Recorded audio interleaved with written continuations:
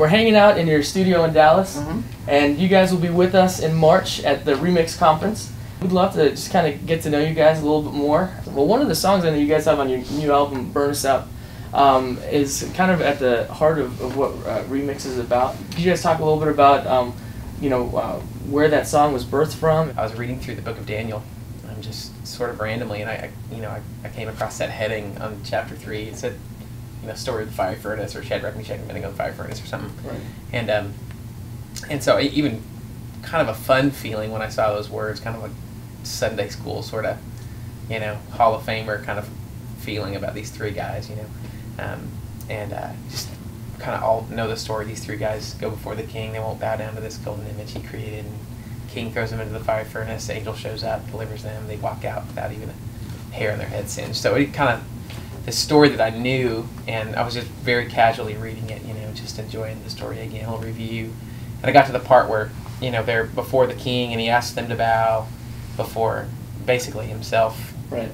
Again, and they're like, you're our king, but you're not our God. And we serve the God of old, the God of gods, and he is able to deliver us from the fire furnace today, And then there's a comma there, there's this line that totally changed the whole story for me. I just didn't remember this story in my little high school, Sunday school moments, and they said, King, know this though, that even if he doesn't deliver us, we're still not going to bow.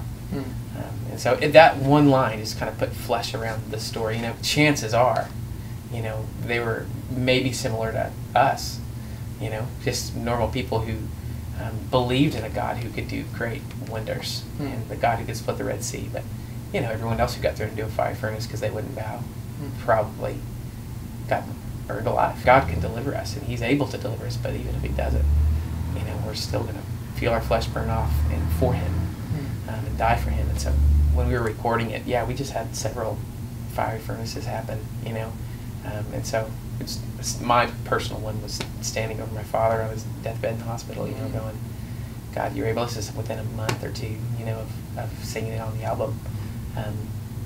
God, you're able, on a whim, to open his eyes right now, he was in the hospital, even he was technically still alive, but even if you don't, I'm still in this deal, this is not a deal stopper for me. I'm still your kid, and you're still my God, and I'm going to trust you, It's a very biblical, cover-to-cover, prayer. Jesus prayed it in the garden, Absolutely. Not my will, but your will be done. Take this cup from me, but, do what you want, and I'm in, And so, just another way to sing it, another way to say it, How do you see that playing into people, especially young people in those places in their lives? There's a lot of voices out there screaming that this is the right way, or this is what will make you happy. All right. So we're just trying to say that Jesus is the only way for that satisfaction in your heart to be met. We will burn.